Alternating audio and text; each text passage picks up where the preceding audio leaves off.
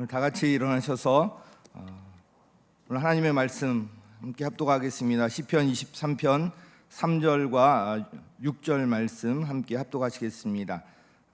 같이 읽습니다. 시작. 나에게 다시 새 힘을 주시고 당신의 이름을 위하여 바른 길로 나를 인도하신다. 6절.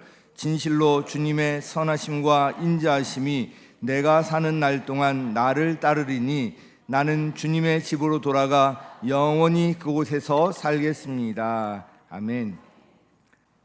우리 말씀 전하기 전에 한번 같이 찬양했으면 좋겠습니다. 나의 사랑, 나의 생명, 나의 예수님. 이 찬양 우리 고백을 담아 함께 올려드립니다.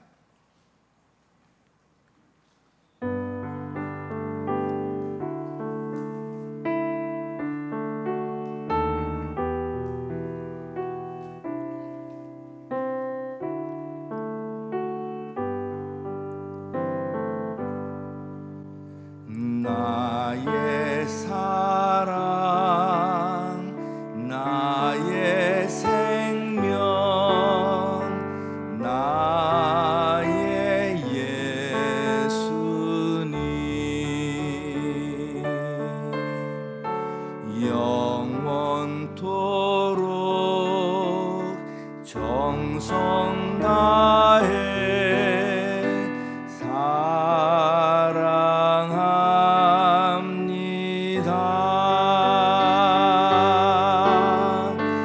나의 힘 되신 여호와여, 내가 사랑합니다.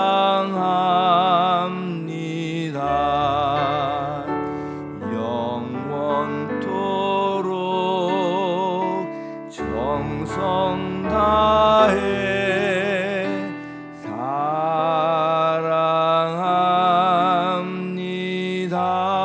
한 번 더 찬양하겠습니다. 나의 사랑, 나의 사랑,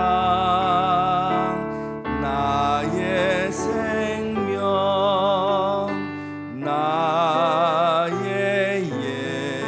예수님,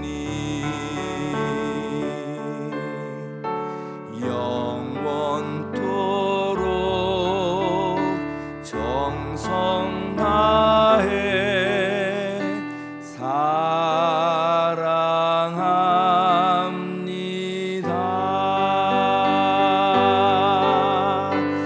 나의 힘 되신 여호와여, 내가 사랑합니다.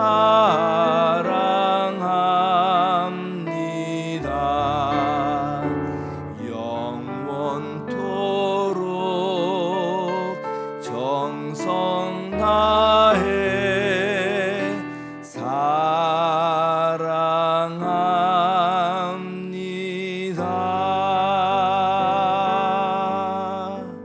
아멘. 우리 주님께서 저와 여러분의 사랑의 고백을 기뻐 받아주셨을 줄 믿습니다. 이 시편 23편을 주 본문으로 해서 지난 금요일 저녁부터 이제 부흥성회를 시작을 했는데요. 오늘 지금 이 시간이 그 세 번째 시간입니다. 시편 23편은 인생의 그 사계절에 비유하기도 하는데요. 짧은 이런 6구절 안에 주님과 동행하는 인생 여정의 모든 것을 담고 있다는 생각이 듭니다. 그래서 1절부터 주님은 나의 목자시니 내게 부족함 없어라. 이 말씀은 제 마태복음 6장 33절, 너희는 먼저 하나님 나라와 의를 구하라. 그리하면 이 모든 것을 너에게 더하여 주시리라. 이 말씀과 함께 저의 평생의 말씀이기도 합니다. 사실 시편 23편은 이 한 구절 한 구절 읽을 때마다 감동과 은혜가 밀려오고요, 정말 큰 힘이 되는 그런 말씀입니다. 오늘 설교의 핵심 구절은 제목에도 나와 있듯이 6절 앞부분 말씀입니다. 우리 한번 같이 읽어보도록 하겠습니다. 시작. 주님의 선하심과 인자하심이 내가 사는 날 동안 나를 따르리니. 자, 주님의 선하심과 인자하심이 나를 따른다고 말씀하고 있고요. 그것도 내가 사는 날 동안 일평생 따른다는 말씀을 하고 있습니다. 우리가 믿는 주님은 선하시고 인자하신 분이십니다. 그런데 주님의 선하심과 인자하심이 나를 따른다 표현하고 있는데, 이 따른다는 이 말에 주목할 필요가 있습니다. 이 말은 어떤 전투에서 패배하여서 도망가는 적군을 끝까지 추격하여서 쫓아갈 때, 그때 이제 쓰는 말입니다. 거기서 벗어나려고 해도 압도적인 모습으로 끝까지 쫓아오기 때문에 벗어날 수가 없는 거예요. 그런데 뭐가 이렇게 나를 따른다고요? 주님의 선하심과 인자하심이 압도적인 이런 모습으로 나를 따라오는데, 그것도 일평생 따라온다는 것입니다. 혹시 거기서 벗어나려고 해도 주님께서는 끝까지 따라오셔서 선하심과 인자하심을 나를 통해 나타내실 것이라는 것입니다. 그것도 내가 사는 날 동안, 즉 평생 동안 따른다는 거예요.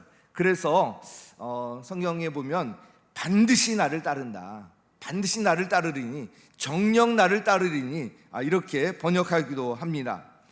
오후 시간에 제가 자세히 말씀드릴 기회가 있겠지만, 제 인생을 돌아볼 때 이 말씀 그대로 이루어진 것을 볼 수 있었습니다. 저의 인생의 중요한 순간들을 하나하나 돌보실 때 정말 기적이라는 말 외에는 설명이 되지 않는 그런 이제 일들의 연속이었습니다. 제가 고등학교 1학년 때 평생 처음 교회에 발을 내디뎠던 그때가 지금도 기억이 생생합니다. 저는 그때 너무 좋아가지고 이 고등부에 정말 열심히 다녔습니다. 이 토요일마다 성가대, 고등부 성가, 중고등부 성가대에 연습이 있었는데 거의 빠지지 않았습니다. 그때 중고등학생들이었음에도 불구하고 엄청난 그 성가곡들을 우리가 찬양했더라고요. 이 본향을 향하네, 아마 기억하실 거예요. 이 세상 지나는 너, 이런 곡이 있잖아요. 그리고 또 메시아, 핸델의 메시아, 할렐루야, 막 이 곡 있잖아요. 이런 것도 우리가 고등부 학생들이 같이 성가곡으로 이제 찬양 드리고 했었는데요. 이 공군 사관학교에까지 가서 공연까지 할 정도로 아주 그렇게 열심히 참여를 했었습니다. 주일은 정말 생명처럼 지켰습니다. 예배 후에 있었던 이 공과 모임에도 거의 빠지지 않았고요. 절기 때마다 행사에 적극 참여했습니다. 그 당시에 교회 다녔던 분들은 아시겠지만 이 문학의 밤 얼마나 뜨겁고 대단했습니까? 성탄절 전날 밤을 새고 맞이하는 새벽 예배 얼마나 뜨겁고 은혜가 되었습니까? 하나하나 고등학생 신분이었지만 빠짐없이 열심히 참석했습니다. 그런데 그렇게 열심히 참석했었지만 대학에 들어가면서 그만 이 교회를 떠나고 말았습니다. 한 철학 교수님과의 만남을 계기로 완전히 기독교에 대해서 안티로 돌아서고 말았습니다. 이때부터 저의 긴 인생의 방황이 시작이 되었는데요. 너무나도 고통스럽고 힘들었습니다. 저의 모든 그 것들이 다 메마를 대로 메마른 그런 이제 시간들이었습니다.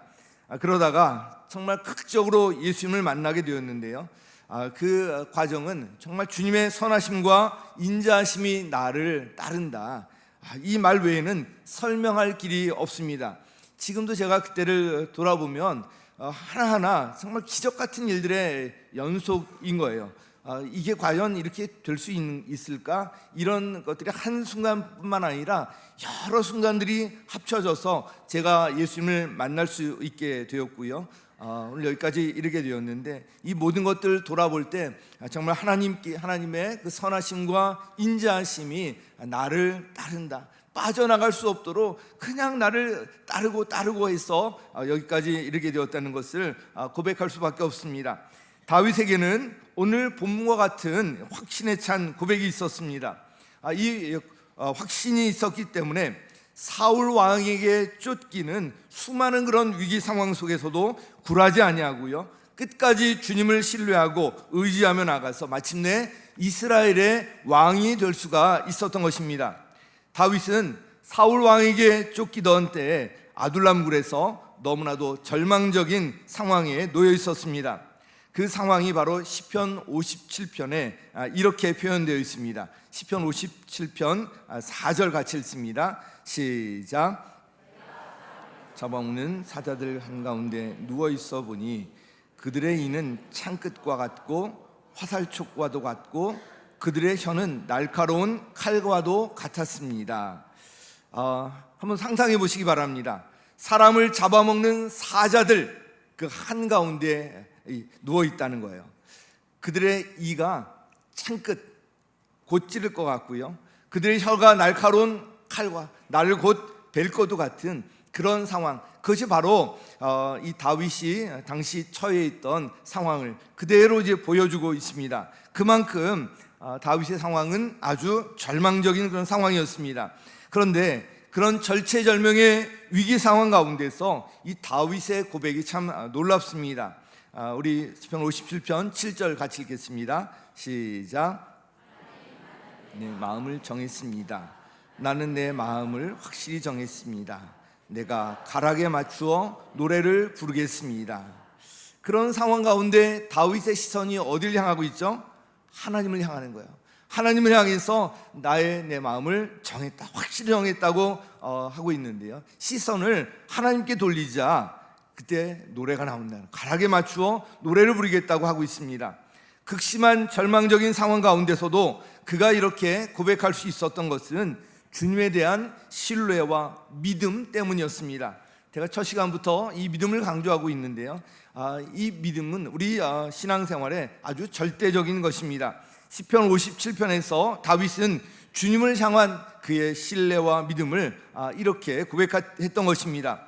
신앙생활을 제대로 하기 위해서는 다윗과 같은 이런 분명한 신앙 고백이 있어야 합니다. 주님은 나의 목자시니 내게 부족함 없어라. 주님의 선하심과 인자하심이 평생 동안 나를 따를 것이다. 아무리 힘들고 어려운 상황과 환경 가운데서도 이런 분명한 신앙 고백과 결단이 있을 때 그 어떤 상황 속에서도 감사와 노래, 찬양이 우리에게서 흘러나올 수 있게 되는 것입니다. 그래서 이어지는 시편 57편 9절에서 이렇게 고백합니다. 같이 읽습니다. 시작.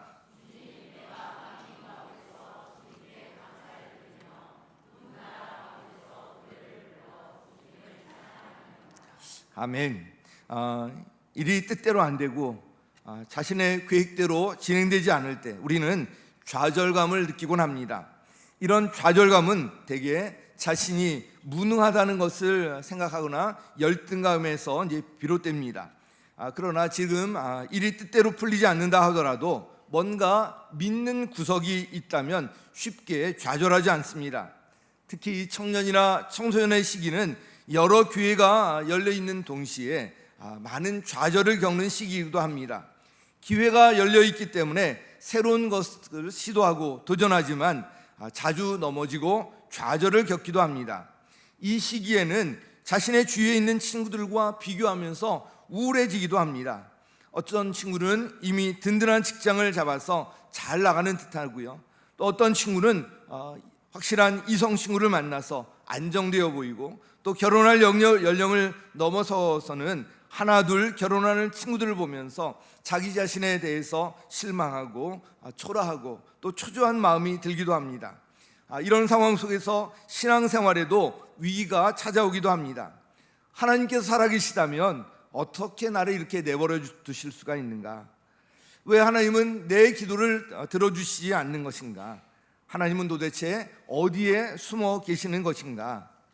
시편 23편의 저자 다윗의 인생을 보면 외롭고 절망적인 이 순간들이 수도 없이 찾아왔었습니다. 그러나 그가 이 어렵고 힘든 절망의 순간들 가운데서도 선하심과 인자하심으로 끝까지 자신을 따르는 주님을 바라보고 의지하면서 하나하나 극복해 나갈 수 있었던 것입니다. 나에게 다시 새 힘을 주신다, 이 말씀을 보면 힘을 잃고 낙심에 빠져 있다는 것을 전제로 하는 말씀입니다. 상황과 환경을 바라보면 낙심하고 좌절할 수밖에 없었지만 다윗은 그런 가운데서도 선하심과 인자하심으로 자신을 따르는 주님을 바라보면서 다시 일어설 수가 있었던 것입니다. 우리 크리스천들은 7전8기의 정신이 필요합니다. 7번 넘어져도 8번 다시 일어나는 이런 정신, 용기가 필요합니다. 왜냐하면 선하심과 인자하심으로 나를 따라오시며 나에게 새 힘을 주시고 넘어졌을 때 언제든지 손을 내밀어 일으켜 주시는 주님께서 곁에 계시기 때문입니다. 사랑하는 여러분, 지금 어떤 어려운 상황이 있든지 오늘 말씀을 통해서 새로운 힘을 얻으시고요, 주님을 바라보고 의지하면서 일어나 다시 한번 새롭게 도전해 보시기 바랍니다. 이거 같이 한번 고백했으면 좋겠습니다. 주님의 선하심과 인자하심이 내가 사는 날 동안 반드시 나를 따릅니다. 같이 시작. 주님의 선하심과 인자하심이 내가 사는 날 동안 반드시 나를 따릅니다. 여기 나 대신에 자신의 이름을 넣어서 다시 한번 해볼 텐데요. 주님의 선하심과 인자하심이 남기환이 사는 날 동안 반드시 남기환을 따릅니다. 여러분의 이름을 넣어서 같이 시작. 주님의 선하심과 인자하심이 남기환이 사는 날 동안 반드시 남기환을 따릅니다. 아멘. 이 믿음을 가지고 가는 거예요.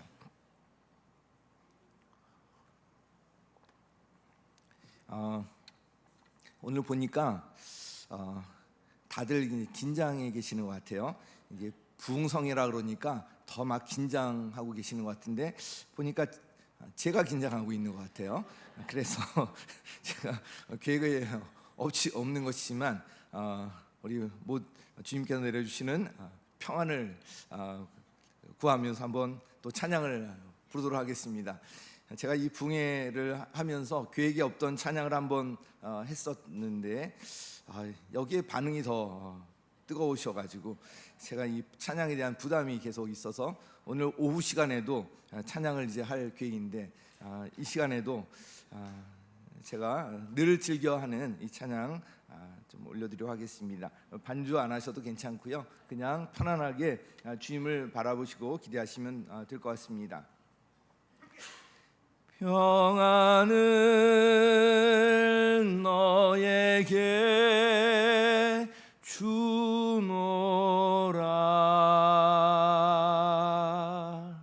세상이 줄 수 없는, 세상이 알 수도 없는 평안, 평안, 평안,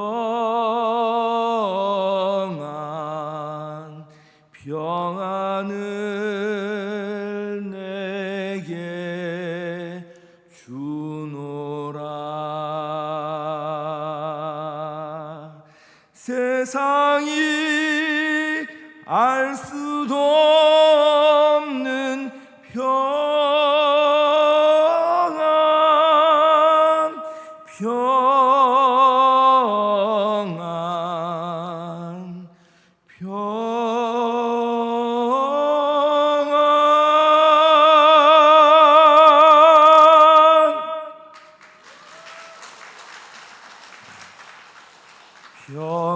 평안을 내게 주노라.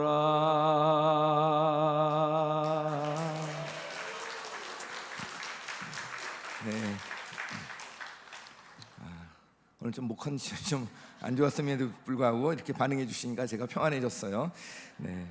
자, 이렇게 주님의 선하심과 인자하심이 내가 사는 날 동안 평생 나를 이렇게 따른다면 내가 어떻게 살아야 될 것인가, 그리고 그 구체적인 내용이 어떤 것인지 이것을 한번 보도록 하겠습니다.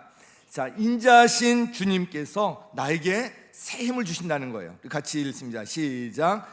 인자하신 주님께서 나에게 다시 새 힘을 주십니다. 3절 보면 나에게 다시 새 힘을 주시고, 다시 새 힘을 주시고, 새 힘을 주신다는 것은 소생시킨다는 이런 말로 번역되기도 하는데요, 이 회복의 의미를 담고 있습니다. 즉 새 힘을 주신다는 의미는 어떤 이유로라든지 어떤 사정에서든지 힘을 잃었다는 것을 전제로 하는 말씀인데요, 일이 뜻대로 안 풀리고 그것이 또 계속되고 회복의 가능성이 보이지 않을 때 사람들은 힘을 잃고 낙심하게 됩니다. 그러나 어떤 상황에 처할지라도 주님께서 새 힘을 주시고 회복하도록 도우신다는 것입니다.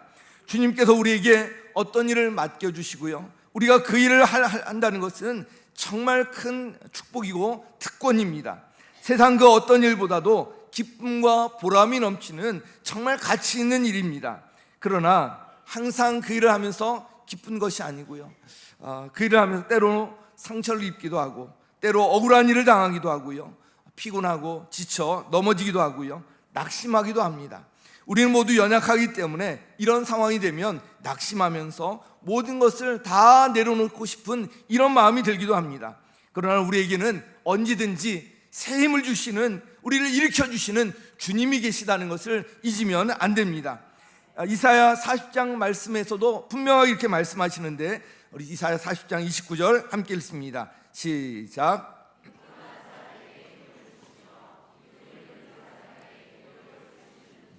누가요? 우리 주님께서 피곤한 사람에게 새 힘을 주시고요, 기운을 잃은 사람에게 기력을 주신다고 말씀하고 있습니다. 우리가 믿는 주님이 바로 이런 주님이세요. 하나님께서는 당신의 자녀들을 절망의 자리에 그대로 내버려 두지 않으십니다. 절대로 포기하지 않으십니다. 선하심과 인자하심으로 끝까지 따르면서 언제나 다시 새 힘을 주시는 분이 바로 우리가 믿는 하나님이신 것입니다. 그래서 이사야 40장 31절에는 이렇게 말씀합니다. 함께 읽습니다. 시작. 오직 주님을 소망으로 삼는 사람은 새 힘을 얻으리니 독수리가 날개를 치며 솟아오르듯 올라갈 것이요, 뛰어도 지치지 않으며 걸어도 피곤하지 않을 것이다. 아멘. 오직 주님을 소망으로 삼는 이 사람에게 바로 이렇게 주님께서 새 힘을 주신다는 말씀입니다. 새 힘을 주실 때 두 가지로 이제 표현하고 있는데요, 첫째로 독수리가 하늘 높이 솟아오르듯 올라갈 수 있다는 거예요. 여러분, 독수리가 날개를 펴고 힘차게 하늘 높이 올라가는 그 모습을 보신 적이 있으실 것입니다. 상상만 해도 정말 멋지지 않습니까? 주님께서 새 힘을 주실 때 간신히 일어설 정도가 아니라 그냥 독수리처럼 날개만 펴도 그냥 그렇게 확 올라가는 이런 모습이 된다는 것입니다. 둘째로 이 뛰어도 지치지 아니하고요, 걸어도 피곤하지 않다고 말씀하고 있습니다.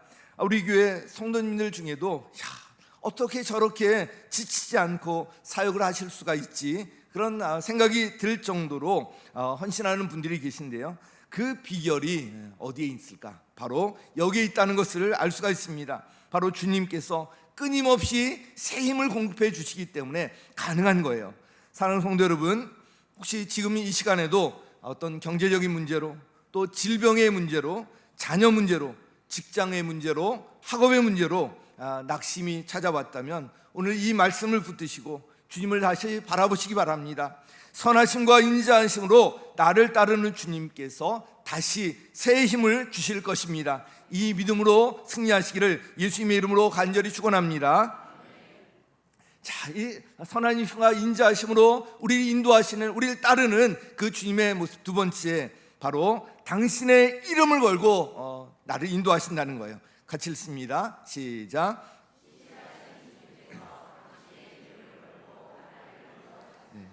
이 신씨라는 말과 당신의 이름을 걸고라는 이 말이 같이 이제 연결이 됩니다. 신씨라는 말은 한번 약속한 것을 반드시 이루신다, 반드시 지키신다, 이런 뜻을 갖고 있거든요. 우리 3절 말씀 같이 읽습니다. 3절 시작. 나에게 다시 새 힘을 주시고 당신의 이름을 위하여 바른 길로 나를 인도하신다.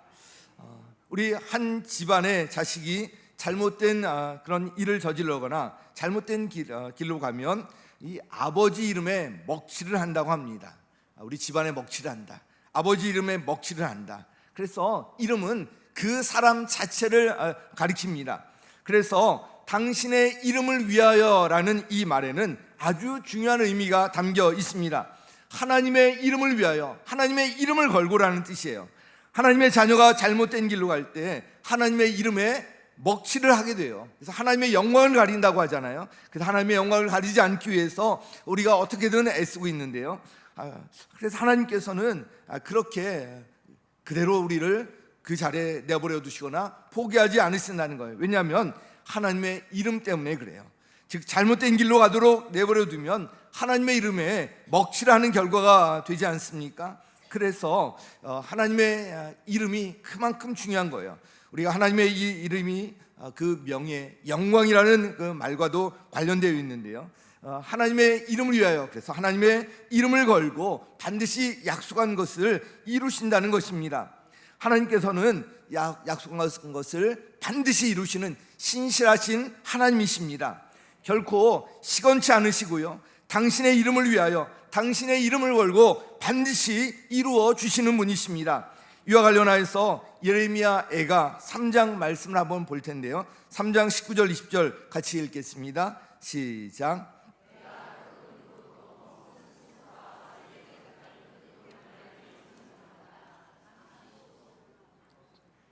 잠시도 잊을 수 없으므로 울적한 마음을 가눌 길이 없다.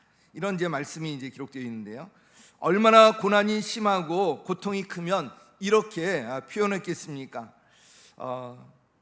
쓴 쑥과 쓸개즙 이러한 표현에 그 고난의 정도가 어느 정도인지 잘 느낄 수 있을 것입니다. 내가 겪은 그 고통, 쓴 쑥과 쓸개즙 같은 그 고난을 잊지 못한다. 잠시도 잊을 수 없다. 정말 엄청난 고난 가운데 있는, 쓰라린 그런 가운데 있는 이것을 표현하고 있는데, 그런데 저자는 이런 상황 속에서도 절망이 아닌 희망을 고백하고 있습니다. 왜냐하면 주님께서 한결같은 사랑과 끝이 없는 긍휼로 함께 하시기 때문입니다. 우리 예레미야가 3장 21절부터 23절까지 같이 읽습니다. 시작. 그러나 마음속으로 곰곰이 생각하며 오히려 희망을 가지는 것은 주님의 한결같은 사랑이 다함이 없고 그 긍휼이 끝이 없기 때문이다. 주님의 사랑과 긍휼이 아침마다 새롭고 주님의 신실이 큽니다. 아멘. 그러나 우리 신앙 인생은 그러나요. 상황은 이렇더라도 그러나 우리 주님께서 계시기 때문에 우리 반전의 하나님 아닙니까? 그래, 여기 말씀해 보면 주님의 사랑과 긍휼이 아침마다 새롭고 주님의 신실이 크다고 말씀하고 있는데요. 우리가 새벽 예배 때마다 요즘 이제 부르는 찬양의 가사와 같잖아요. 새벽에 주의 인자는 끝이 없고 이 찬양을 같이 부르는데요. 제가 앞자리에 앉아서 우리 성도님들이 함께 부르시는 이 찬양을 귀로 들으면서 굉장히 큰 감동이 밀려옵니다. 이렇게 함께 이 주님의 신실하심 함께 고백하고 있는 그 시간이 너무나도 참 귀하다는 그런 생각이 듭니다. 그 소리가 마치 천상의 소리로 들리면서 큰 감동이 밀려옵니다. 찬양의 가사처럼 주님께서는 한결같은 사랑과 끝없는 긍휼을 날마다 새롭게 베풀어 주시는 신실하신 분이십니다. 주님께서는 당신의 자녀를 절대로 망하게 버려두지 않으십니다. 한번 약속하신 말씀을 반드시 이루어 주십니다. 바로 당신의 이름을 걸고 말입니다. 아무리 어렵고 힘든 상황 속에서도 그래서 환경을 바라보지 마시고요, 당신의 이름을 걸고 나를 인도하시는 그 주님을 바라보시기 바랍니다. 신실하신 주님께서 당신의 이름을 걸고 언제든지 새 힘을 주시고요, 회복하게 하실 것입니다. 이 믿음으로 오늘도 우리 평생 동안 주님 안에서 승리하시기를 예수님의 이름으로 간절히 축원합니다. 마지막 세 번째, 선하신 주님께서 나를 바른 길로 인도하신다는 거예요. 같이 읽습니다. 시작. 우리 3절 말씀 다시 한번 읽습니다. 시작. 나에게 다시 새 힘을 주시고 당신의 이름을 위하여 바른 길로 나를 인도하신다. 성경은 우리 인간을 양에 이제 비유하고 있는데요.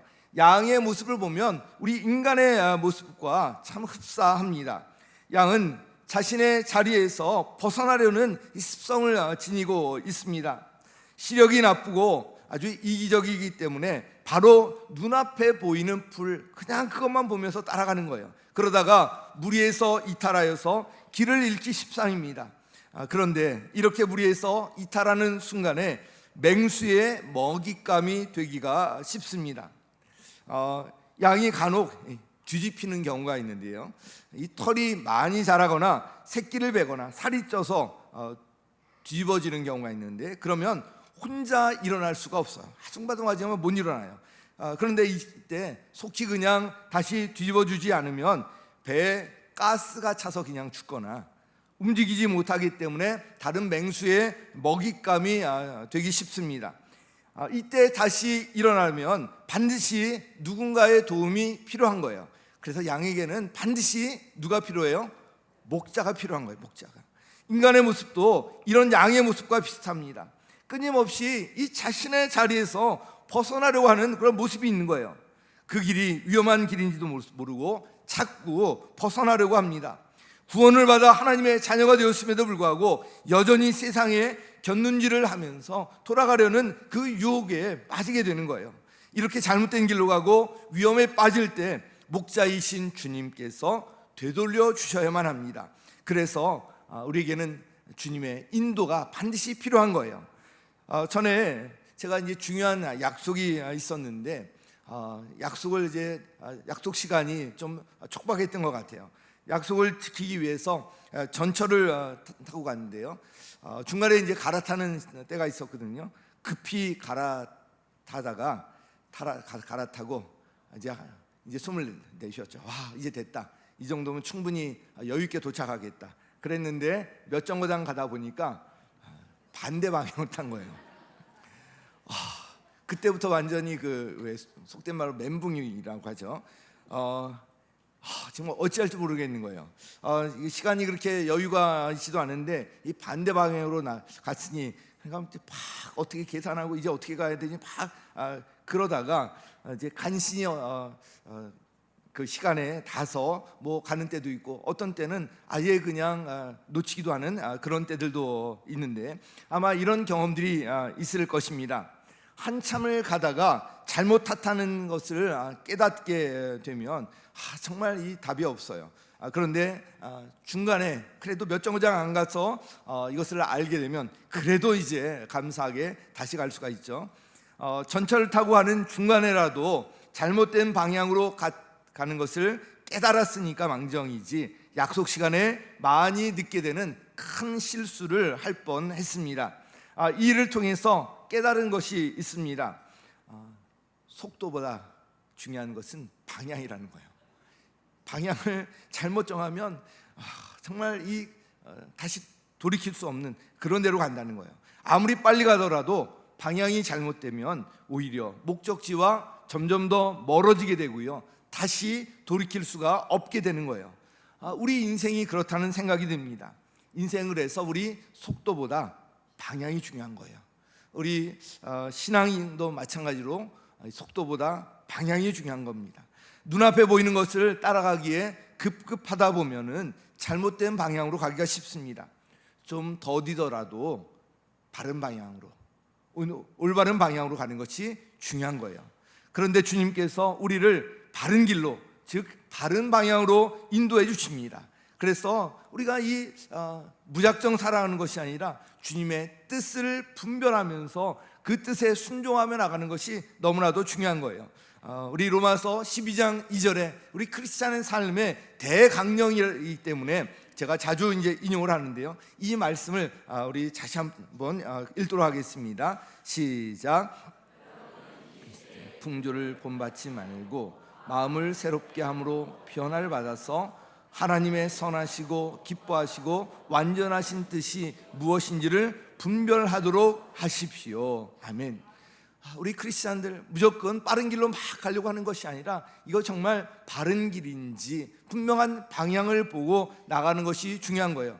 이 시대의 풍조 무조건 본받지 말고 무조건 따라가지 말고요, 좀 하나님의 그 기뻐하시는 뜻이 무엇인지 이것을 분별하면서 바른 방향으로 나가는 것이 중요한데, 그러려면 마음을 새롭게 하는 것이 중요한 거예요. 마음이 중요하다는 것, 제가 부흥의 첫째 시간부터 마음의 높이가 있다는 것, 그것을 낮춰야 한다는 것, 그 은혜를 받을 만한 그릇을 그때 만들 수 있게 된다는 것, 그 말씀을 드렸는데요. 마음을 새롭게 함으로 변화를 받아서 하나님의 기뻐하시는 뜻, 선하신 뜻이 무엇인지 분별하고요, 그 뜻에 순종하며 살아갈 때 비록 더딜지는 모르지만 바른 방향이기 때문에 언젠가는 분명히 하나님께서 기뻐하시는 원하는 그 목적지에 돌아가게 된다는 것, 그것을 꼭 기억할 필요가 있습니다. 그래서 우리의 시선이 무엇을 바라보고 누구를 바라보느냐, 이것이 아주 중요한데요.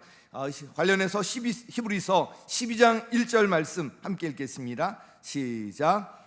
그러므로 이렇게 구름대와 같이 수많은 증인이 우리를 둘러싸고 있으니 우리도 갖가지 무거운 짐과 얽매는 죄를 벗어버리고 우리 앞에 놓인 다름질을 참으면서 달려갑시다.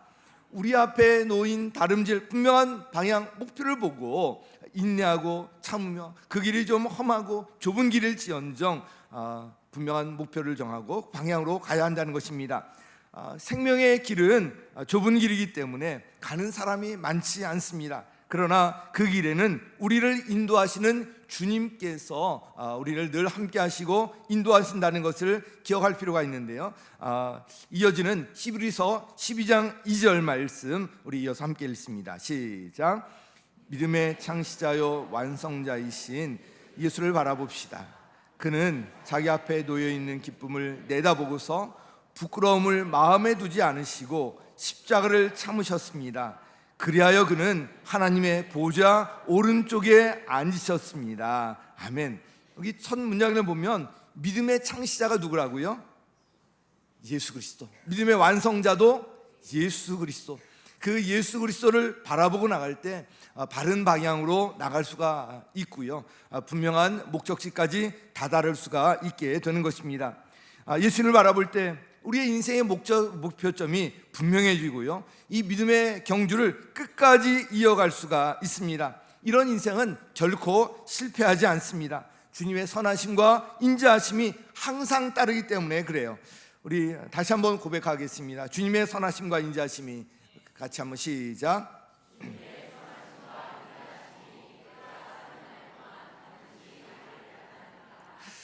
반드시 나를 따른다는 것, 반드시 나를 따른다는 것. 주님 손에 잡혀 있기 때문에 주님께서 반드시 바른 길로 인도하신다는 거예요. 제가 이 생명의 삶 성경 공부 시간에 늘 그런 말씀을 드리는데요. 주님이 우리를 구원하셨다는 것, 내가 주님 손을 잡고 있는 것 같지만 사실은 나는 언제든지 낙심하거나 그럴 때 놓칠 수가 있잖아요. 근데 사실은 주님께서 내 손을 잡고 계신 거예요. 내가 구원받으려는 의지보다 하나님께서 나를 구원하시려는 의지가 훨씬 더 크기 때문에 주님께서 절대로 이 손을 놓지 않으신다는 거예요. 이 믿음을 가지고 끝까지 선하심과 인자하심으로 나를 따르는 그 주님을 온전히 바라보시기 바랍니다. 그 구체적인 내용 말씀드렸는데요, 인자하신 주님께서 나에게 다시 새 힘을 주신다는 거예요. 신실하신 주님께서 당신의 이름을 걸고 약속하신 것을 이루시고 인도하신다는 거예요. 선하신 주님께서 나를 바른 길로 인도하신다는 것입니다. 사랑하는 성도 여러분, 선하심과 신실하심으로 평생 나를 따른다는 이 말씀을 붙들고요, 그 어떤 상황과 환경 가운데서도 나에게 새 힘을 주시고 당신의 이름을 걸고 인도하시며 바른 길로 나를 항상 인도하시는 나의 선한 목자이신 주님을 바라보고 의지하시며 날마다 승리하시기를 예수님의 이름으로 간절히 축원합니다.